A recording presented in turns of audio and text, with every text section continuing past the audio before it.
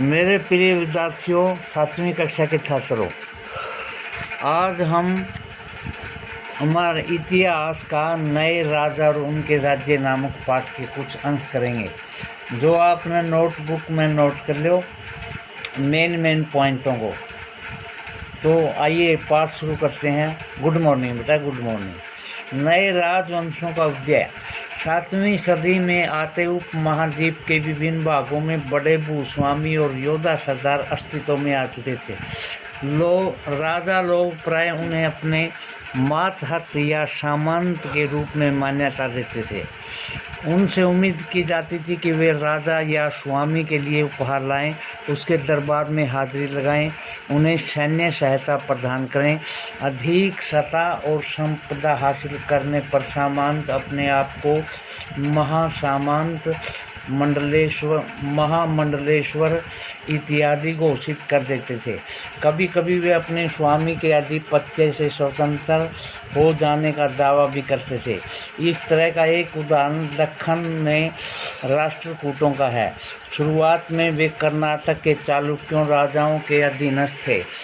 8वीं सदी में मध्य में एक राष्ट्रकूट प्रधान दंती दुर्ग ने अपना चालुक्य स्वामी की अधीनता से इनकार कर दिया, उसे हराया और हरणे गर्भ यानी सोने का गर्भ नामक एक अनुष्ठान किया। जब यह अनुष्ठान ब्राह्मणों की सहायता से संपन्न किया जाता था, तो यह माना जाता था कि इसके याचक जमना अक्षत्रिय न होते हुए भी अक्षत्रिय के रूप में दोबारा अक्षत्रिय तब को प्राप्त कर लेगा। कुछ अन्य उदाहरणों में उद्यमी परिवारों के पुरुषों ने अपनी राजशाही कायम करने के लिए सैन्य कौशल का इस्तेमाल किया। मिसाल के तौर पर कदम, मयूर, शर्मण और गुज्जर प्रतिहार हरिश्चंद्र ब्राह्मण थे। उन्होंने अपने परंपरागत पेशे को छोड़कर शस्त्र को अपना लिया और क्रम से कर्नाटक और राजस्थान में अपना राज्य सफलतापूर्वक स्थापित किए। राज्यों में प्रशासन। इन नए राज्यों में से कईयों को महाराजा धीराज, त्रिभुवन चक्रवर्ती, 3 भुवनों का स्वामी और इसी तरह के अन्य भारी भरकम उपाधियां धारण की। लेकिन इस तरह के दावों के बावजूद वे अपने सामंतों और साथ साथ में किसान, व्यापारी, ब्राह्मणों के संगठनों के साथ अपनी सत्ता की साझेदारी करते थे।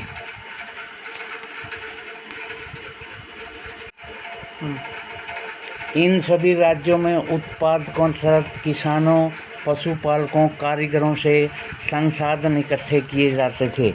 इनको अक्सर अपने उत्पादों का एक हिस्सा त्यागने के लिए मनाया या बाध्य किया जाता था। कभी कभी इस हिस्से को लगान मान करके वसूल किया जाता था, क्योंकि प्राप्त करने वाला भूस्वामी होने का दावा करता था। राजस्व व्यापारियों से भी लिया जाता था। ये संसाधन राजा की व्यवस्था का वित्तीय आधार बनते थे। साथ ही मंदिरों और दुर्गों के निर्माण में भी इस्तेमाल करते थे। संसाधन उन योद्धाओं को लड़ने में भी इस्तेमाल होते थे जिनको लूट की शक्ल में धन मिलने की तथा जमीन और व्यापारिक मार्गों में प्रवेश की संभावनाएं बनती थी। राजस्व वसूली के लिए पदाधिकारियों की नियुक्ति सामान्यतः प्रभावशाली परिवारों के बीच से ही की जाती थी और प्राय वंश अनुगत होती थी। सेना में भी ऐसा ही होता था।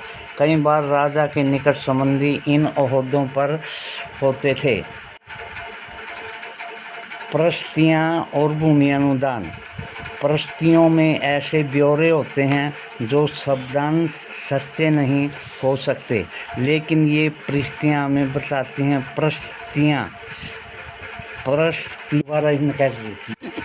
प्रशस्तियाँ और भूमि अनुदान। प्रशस्तियों में ऐसे ब्यौरे होते हैं जो शब्दांश सत्य नहीं भी हो सकते, लेकिन ये प्रशस्तियाँ हमें बताती हैं कि शासक खुद को कैसा दर्शाना चाहते थे। मिसाल के तौर के लिए शूरवीर, विजय योद्धा के रूप में ये विद्वान ब्राह्मणों द्वारा रची गई थी। ये विद्वान ब्राह्मणों द्वारा रची गई थी और जो अक्सर प्रशासन में मदद करते थे। राजा लोग प्राय ब्राह्मणों को भूमि अनुदान से पुरस्कृत करते थे। ये ताम्र पत्रों पर अभिलिखित होते थे जो भूमि को पाने वाले को दिए जाते थे। 12वीं शताब्दी में एक बहिर संस्कृत काव्य की रचा गया जिसमें कश्मीर पर शासन करने वाले राजाओं का इतिहास दर्ज है। इसे कल्याण नामक एक रचनाकार द्वारा रचा गया। कल्याण ने अपना वृत्तांत लिखने के लिए शिलालेखों, दस्तावेजों, प्रत्यक्षदर्शियों के वर्णनों और पहले से इतिहासों समेत अनेक तरह के स्रोतों का इस्तेमाल किया। प्रशस्तियों के लेखकों से भिन्न भिन्न अक्सर शासकों की और नीतियों के बारे में आलोचनात्मक रूप दिखलाता है। इसलिए 12वीं सदी के लिए यह अवधारणा ग्रंथ था। धन के लिए युद्ध। आपने यह गौर किया होगा कि इनमें से प्रत्येक शासक राजवंश का आधार कोई एक क्षेत्र विशेष था। वे दूसरे क्षेत्रों पर नियंत्रण करने का प्रयास करते थे। एक विशेष रूप से वांछनीय क्षेत्र था। धन के लिए युद्ध। आपने गौर किया होगा कि इनमें प्रत्येक शासक राजवंश का आधार कोई एक क्षेत्र विशेष था। वे दूसरे क्षेत्रों पर नियंत्रण करने का प्रयास करते थे। एक विशेष रूप से वांछनीय क्षेत्र था गंगा घाटी में कनौज का नगर। गुज्जर, प्रतिहार, राष्ट्रकूट और पाल वंशों के शासक सदियों तक कनौज के ऊपर नियंत्रण को लेकर आपस में लड़ते रहे। क्योंकि इस लंबी चली लड़ाई में 3 पक्ष थे, इसलिए इतिहासकारों ने प्राय इनकी चर्चा त्रिपक्षीय संघर्ष के रूप में की है। जैसा कि हम देखेंगे कि पृष्ठ 62 में शासकों ने बड़े बड़े मंदिरों का निर्माण करवा कर भी अपनी सत्ता और संसाधनों का प्रदर्शन करने का प्रयास किया। इसलिए जब वे एक दूसरे के राज्यों पर आक्रमण करते थे तो मंदिरों को भी अपना निशाना बनाते थे, जो कभी कभी बहुत अधिक संपन्न होते थे। अफ़गानिस्तान के गजनवी का सुल्तान महमूद ऐसे शासकों में से सबसे प्रसिद्ध है।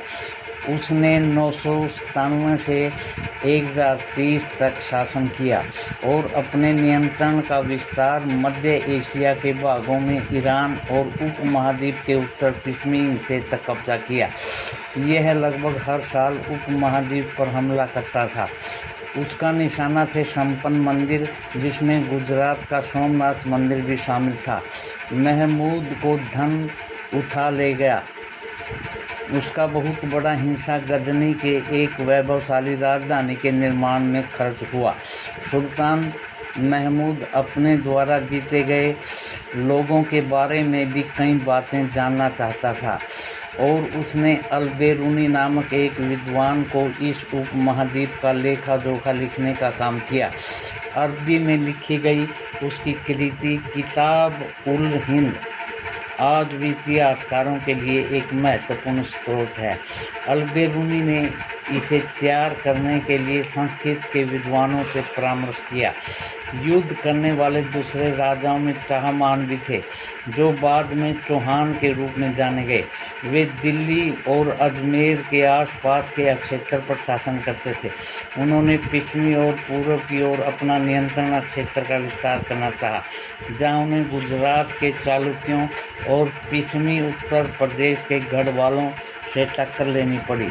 चाहमानों का सबसे प्रसिद्ध शासक था पृथ्वीराज तृतीय 1168 से 1192, जिसने सुल्तान महमूद गोरी को अफगान शासक को 1191 में हराया था, लेकिन दूसरे ही साल 1192 में उसके हाथों हार गया। उरैयूर के तंजावुर तक 16वीं सदी में कैसे आया? कावेरी डेल्टा के मुटियार नाम से प्रसिद्ध एक छोटे से मुखिया परिवार की सत्ता थी। वे कांचीपुरम के पल्लव राजाओं के मातहत थे।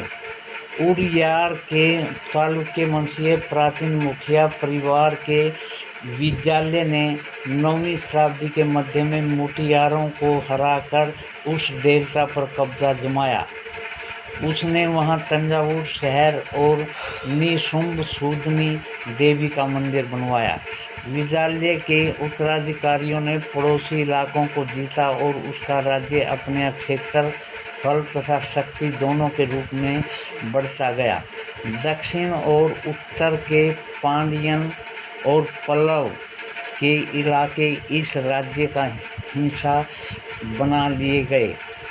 राजा राज प्रथम, जो सबसे शक्तिशाली चोल शासक माना जाता है, 985 में राजा बना और उसी में इन से ज़्यादातर क्षेत्रों पर अपने नियंत्रण का विस्तार किया।